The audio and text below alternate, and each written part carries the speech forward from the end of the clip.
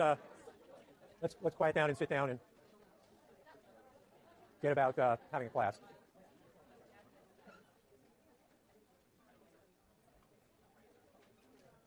Somewhere around there's a sign-in sheet. It's coming around. Be sure by the end of the hour to get your name on it. We'll do that for just a couple more times, and then we throw the sheet away.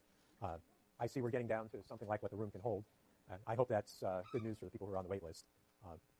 I have up here the course website, and we can go over a few things. I mean, we're a week off of the first problem set being due. It's due 9/9, so that's a week from today. You got a question about it? Yeah, some of the questions about the problem set as they're wrapping up. Is it okay to wrap them on Excel and submit them to our GSIs via email, or do you want to hand in a hard copy? I want you to hand in a hard copy because there's no great way for them to deal with them. If you all sent them to them like that, it'd take them twice as long. Well, what are they going to do? I mean, you're clicking through this, and they got to correlate it to you. Eventually, BSpace will correlate for them, or B courses, but not yet. That said, if you're going out of town, you can write your TA an email and say, hey, I'm going out of town on Thursday, here's my problem set. That wouldn't be bad. But 110 of them, they would go, ah! Okay? So, but this one is just I haven't looked at it in a while, but if I remember right, it's just freehand drawings, right? Well, who's talking graph paper? I'm not talking graph paper. I mean, come on. Can't you do these freehand? I mean, what do you mean? No. The next one you'll have to do right. Oh, it gives you, 2100 minus 50p. You got to turn it around. So you turn it around. That's not very hard. Plot the demand schedule. Yeah. I don't see why you can't do whatever this is, 2100 over 5 and whatever that number is. Find that number. Draw a straight line. Am I missing something? I think the next one is more accurate with Q on the horizontal axis. Label this. You can also print one piece of graph paper off of your computer. Just type Google graph paper. You print one sheet. Would work. What? Yeah, but you won't because then they'll print it. It'll be worse. Okay, so that you can pretty much do. Plot the corresponding. Yeah, you'd be better off on a piece of graph. Oh, I'm sorry. This is this. Did I get the right one? Yeah, you'd be better off on graph paper for this. No, you'd be better off on graph paper for this one. Most of the others, no. Most of the others should be fine. Oh, I just got rid of that. I shouldn't have. So I was confusing which was problem set 1 and problem set 2. This one, you want a piece of graph paper. Well, that's me. That's ugly. Here, let's get you. Okay, so you can get a piece of graph paper. After today, I think you should be able to start on that problem set reasonably. And you may have a question or two. You have your TAs late in the week, so you can go to them if you get started. Worst case, it'll be Friday and you don't have your TA, you can come and ask me. But it's been done many hundred times before, so I think you'll be okay. So that's the problem set. And we're finishing that up. Textbook, chapter 2, so I would be reading chapter 2 in the textbook. Whether you read it this week or next week is not the end all and be all, but it's about time. And this is an interesting website. It'll appear in today's lecture, and I'll show it to you live in a second, too. And there's nothing in particular to do with this. It's just to know it exists. Poke around on it for 10 minutes. If you're interested in energy, this is where most of the numbers are, because this is a cool thing. Elasticity is covered in section, right? So you're on your way there. That's the end of today's lecture. And that's how far we'll be today. Next time, we'll be down 1. Right? So that's where we are. So this is just one of the charts out of that. There's the Energy Administration website. And this is, oh my goodness, so it's live and in color and does stuff. So basically, these show you the sources of energy in the U.S., and then they show you where it goes to. But this one is energy use per capita declines. This is their projections. Yep. Okay, that's enough said. It's amusing. You should know about this stuff. Go find it. There is no quiz question on it. None. So I can take that away. And I can come back to where we were. So we were drawing diagrams. Might as well get it all up, too. Slideshow. Let's do it this way. Come on.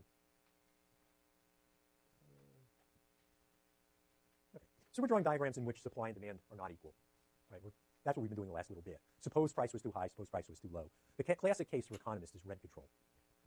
Rent control, the price of housing is set below the equilibrium. That's the point of it. And what happens? Well, there's excess demand. So here's your standard diagram. I have a demand curve. Right? Demand slopes down. As prices go up, people will buy less. It's observational at this point. Nothing more than that. I have a supply curve. As price goes up, firms will supply more again. It's just observational. They're willing to supply more at higher prices. I've drawn this green line. The green line is a fixed price. Ask what happens at the fixed price, and you'd say, aha, demand is 8, supply is 2.5, 3, I don't know, 3. Read it the best you can. We say there's excess demand, 8 is greater than 5, right? So that's as far as you can get with a graph. But we could have a little reality too. Why do people have rent control? Berkeley has rent control. Why? What? For whom? Okay, stop. Let's stop that right there. So we made an formula, I asked, which is true. It's made the price go down, right? That's clear. And then I asked for whom. They said people with higher income. So I proposed my colleague Michael Hahnemann, who lived in a rent-controlled apartment 5 blocks off campus for, 15 years. And his wife is a banker. And I defy you to show me that they were lower income. Okay, so we can defeat that idea, all right? So for whom? We can't go for lower income because anyone who gets one of these things gets it. So go ahead. Take another punch at it. Go ahead. Why do I do it? Why does the city do it? Let me ask you another way. What's your chance of finding a rent-controlled apartment? Pretty high? Pretty low. Okay, so as between newcomers and people who were there before, who does it favor? It favors people who were there before, right? So if we're all living in Berkeley and we get a chance to pass a rent control ordinance, we transfer money from our landlords to us. And who's left out in the cold? The newcomers, right? Okay. And so it's not necessarily going to produce, quote, affordable housing, or at least unless you're willing to consider affordable housing for the rich.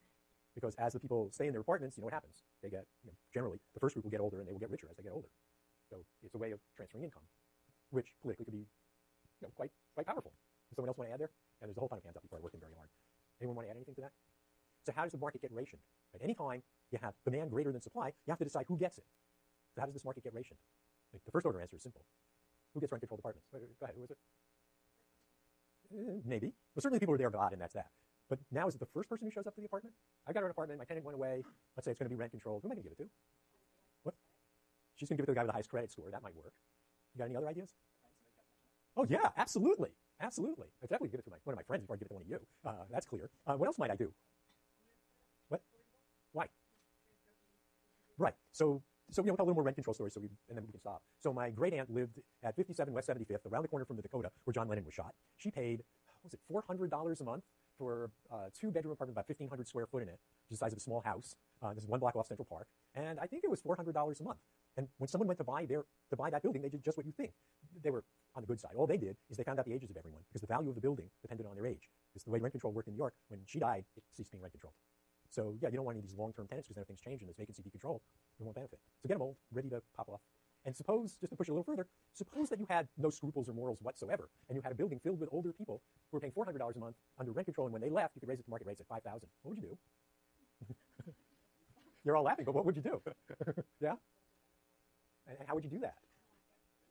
You would give them a little shove, and they would fall down the stairs. They fell. It was terrible. It was a horrible accident. Okay? And when you start having a couple $100,000 at stake, people fall down the stairs. Believe me, in New York, for a couple $100,000, you can make someone fall down the stairs. It's no problem. So that's the extremes of the rent control story. If you believe the graph as it's drawn, what happens to the quantity of housing? Is the quantity of housing smaller or larger under rent control? Smaller. So if you draw these graphs, and you kind of spread these two things, make them kind of flat, then rent control has a huge effect on how many units are available and how many people actually get housing. If you drew this graph so it looked like a pair of scissors, grab these two guys and like that, then it would have very little effect. What do you think is the answer? If there were not rent control in Berkeley, would there be twice as many rental units? 1.2 times as many, 1.1, 1.01. What you got? Are these curves really close together like this, or are they really spread out? Would rent control and the rent control mean apartments, there'd be many more apartments in Berkeley and everyone would be able to find one? And the price would go up a little? What you got? Well, that's what happened here, right? The people who are lucky, who are rationed in, get a lot of space each, is the way it works. And then, just as you say, if you made this go away, you're saying, yeah, there would be more apartments, but there'd be a lot more people, because as the price went up, people would utilize the apartments more heavily. Yeah, I think that's probably right. Any other further comments on what rent control does? Anyone ever live in a Berkeley rent-controlled apartment? Anyone live in a rent-controlled apartment in Berkeley? Okay. What was the condition of the apartment? It was terrible. Why? Well, think of it from their point of view, okay? From their point of view, you get a low price, but that's not what drives it. You can't make the price go up, can you? Can you rent it at that price? But why should you? Because there's a line of people out the door who will take it just the way it is there not? So one of the things it does is it changes the condition of the housing stock. In Berkeley, what it did was people would take apartments where you have these through-the-wall heaters, and then very tragically, someone dumped some roofing material into the vent. If you have a through-the-wall heater, it's not venting out, it vents into the room. There was one death out of that. And I know of a former student of ours who was severely incapacitated from carbon monoxide for the same reason. So it's not, not entirely a laughing matter. It's not just the cockroaches and the rats are around the same size. It's that, when the air whistles through the walls, it's that you actually do things that are dangerous, and there's nothing, the market doesn't stop you there. So once you go and you have rent control, immediately you have to do a whole bunch of other things. You're going to have to really beef up your laws about condition of apartments and they'll deteriorate, become fire traps. And you have to pay people to go out there and do it to a much greater degree. So when you violate one rule of economics, supply equals demand, you have to violate a whole bunch of other rules to compensate for it. So that's the standard economist gloss on rent control. You'll not find economists loving rent control. Now, if you have a rent-controlled apartment 1 block from Central Park West, you might have another view. Okay.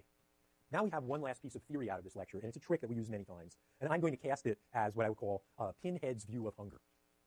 And so this is about as cold as an economist can get. So I have two people, or two groups of people, and they each have a demand curve. And I want to know what is the total market demand curve. Now, algebraically, this is beyond easy. D1 is the demand from group 1. D2 is the demand from group 2. Both of these things are quantities, right? They're a mapping from price to quantity space. How do I find the total? I add them up with a plus sign. That could not be easier. So algebraically, this is a piece of cake. But what about graphically? Now remember, graphically, we've always got P on the vertical and Q on the horizontal. And here I've drawn, I can try to be fancy. Here, let's see how much of a mess I make. I got it this morning. Let's see if I can do it again today, this afternoon. Let's see. Pointer, come on, pointer, pen. All right. So I got demand from one group, this curve, right? That guy is the demand for food from the developed world. Think United States. And then I have demand from the other group. I'm going to get this off before it will inevitably go off. Okay. Here's my demand for the other group, my demand from the less developed world, this demand curve down here. And I want to know what's the total. Well, so long as price is way up here, right, there's no demand from these guys at all. So at high prices, their demand is 0. So the total demand starts out just being the demand from the developed world. Then I get down to this point here, which is right over here. Then there's demand from both groups. That's quantity demanded from both groups. The way I find the total quantity demanded is I add these two curves horizontally. And so if you look at this blue line here, it's meant to be the same length as this blue line. Here is one of the curves, and I add the quantity from the other at this price. So choose a price, any price, find out the demand from one group, measure it with a ruler. Here I measured it with a blue line with 2 arrows. Find the demand from the other group and horizontally add them to get the total. And I've done that again down towards 0 with the green line. And I take my pen and I just draw it through. And it produces something that looks like this. And that's the horizontal addition trick. Here I put some supply curves on it. If this is the supply curve, both groups eat. Right there gives you the quantity and the price. And at this price, I could draw it in a second. Let me draw it in. I can do that. So here's the price. Let's draw a price line coming back. You imagine that to be straight. And I can look at this intersection, and that gives me the quantity for the less developed world, right? And I can look at this point, intersect, and that's going to give me the quantity for the developed world. And I can look at this point, and that gives me the total quantity. So with this supply curve, everybody eats. Now, developed guys eat more than the less developed guys. That's not a surprise. But suppose we have bad weather. What happens? Supply curve shifts in or up, whichever way you like to say it. The new equilibrium is up here. And how much do the less developed guys consume at that price, the new equilibrium price? Zip, 0, right? Yeah? Okay, so that's the pinhead's view of hunger. That's the economic system allocated food to who would pay for it. The people who weren't able to pay for it, willing to pay for it, however you want to state that, didn't get any. And that's a description of why you have a lot of food in some places and not so much food in other places. So what have we got? We have demand and inverse demand. Remembering demand is a curve. Whenever I say demand, I mean the demand curve. You might not say the word curve. The inverse demand curve is the thing we always draw with P on the vertical axis, Q on the horizontal. We talked about things that would shift the demand curve, starting with the price of another good. So the good we're interested in is peanut butter. The price of another good is the price of jelly. Right? And I ask the question, when the price of the other good goes up, what happens to the demand curve for peanut butter? We think they're complements because they're eaten together, and so we think it shifts inwards. That's a complement story. We can tell the same story with Coke and Pepsi, which we think are substitutes. We have the demand for Coke. It is a function of its own price. That's the curve we draw. And the price of Pepsi, another good that competes with. The price of Pepsi goes up. The demand curve for Coke shifts out. That's complement substitutes. We also describe what happens when you add money. The demand curve, it's a function of price and income. Income goes up. For most goods, you would imagine the demand curve shifts out, and those are called normal goods. And we came up with a list of inferior goods for which the demand curve shifts in. Classic example it's given these days is top ramen. Right? More income, less top ramen. So we have normal goods, inferior goods. Supply curve and inverse supply, same idea. Supply curve is the algebraic thing we usually handle. Inverse supply curve is the thing that we graph with P on the vertical axis.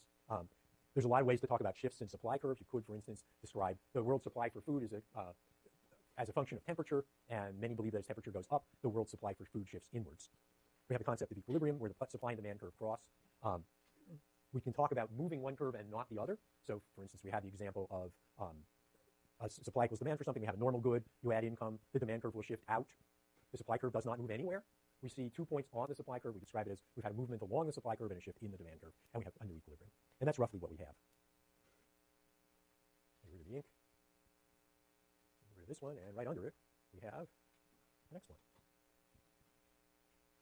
Your problem set has taxes on it. This is the taxes lecture that goes with your problem set. It's also pretty well described in the book, in my book, and it's described in every other micro book that's ever been written. So there's many places you could look. So I'm going to cast it in terms of the example I worked out for the text. What does a tax on energy do and why? I'm also going to go back and examine again the agricultural example that we had for 2 minutes last week on what happens to agricultural policy. And then I'd like to stick this last question in the back of your head. Okay. If you're on the right-hand side of the political spectrum and you talk about taxes to them, the words that they will utter are job killer. That tax is a job killer. It should be dead on arrival. You have touched the third rail, right? That's the right-wing pattern. And the left wing has some crazy things.